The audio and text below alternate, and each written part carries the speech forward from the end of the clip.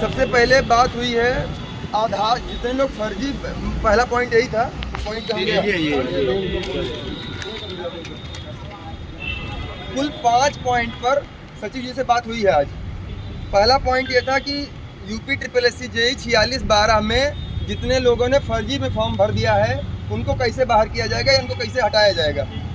तो सचिव जी ने कहा है कि जो UAIDI कोई सिस्टम होता है आधार वाला, उससे जो है ऑथेंटिकेट किया जाएगा और प्रत्येक मार्कशीट की ऑनलाइन, जैसे वो होता है डिजी लॉकर टाइप का वेरिफिकेशन, तो अब जो है एंट्री पॉइंट पे ही इनको वहाँ से हम पकड़ लेंगे। और वही बात जो मैं इसके पहले भी कह रहा था कि जब डाटा 2 जगह वेरीफाई होता है, एक बार तो यूनिवर्सिटी का डाटा NIC पे काफ़ी होता है और एक बार और यूनिवर्सिटी पे रहता है, तो ये दोनों जगह से आपका वेरीफाई होगा।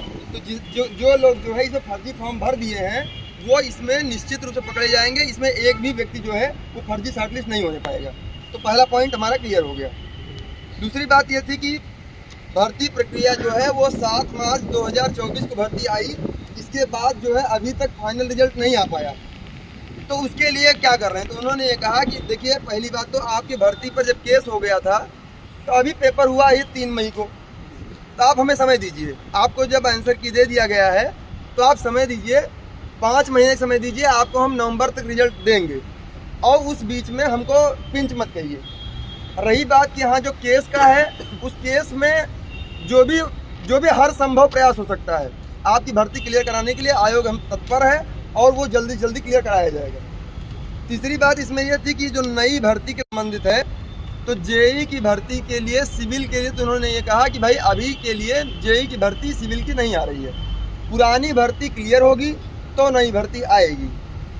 और इलेक्ट्रिकल, मैकेनिकल और एग्रीकल्चर के लिए लोगों ने बात की है। अभी सिविल के लिए एक बार एक लड़के को स्पेशली उसके लिए कह दिया गया, एक बार वो और रिक्वेस्ट करेगा। लेकिन बेसिकली सर का यही कहना है कि जब हमारे पास पहली बात तो अगस्त तक स्लॉट नहीं खाली हैं, तो अगर जो भर्ती आनी भी होगी वो अगस्त में ही आएगी। हमारे पास स्लॉट नहीं खाली है इस वजह से। और जो भर्ती आ जाएगी इलेक्ट्रिकल मैकेनिकल ही अगर आ जाए तो उसका पेपर नवंबर तक हो जाएगा। सिविल की अगर आ जाएगी तो तब भी उसका भी हो जाएगा। लेकिन सिविल की भर्ती में 4612 एक बड़ा मुद्दा है, इसको क्लियर होना जरूरी है। उसके लिए उन्होंने कहा आप हमको समय दीजिए। समय पे जब हमको समय आप नहीं देंगे तो हम कैसे, आप एक ही दिन में चाहते हैं कि हम आपका रिजल्ट दे दें, तो ऐसा नहीं होगा। समय आपको देना पड़ेगा, समय देंगे तो निश्चित रूप से क्लियर होगा। और रही बात कि जैसे बहुत सारे जो है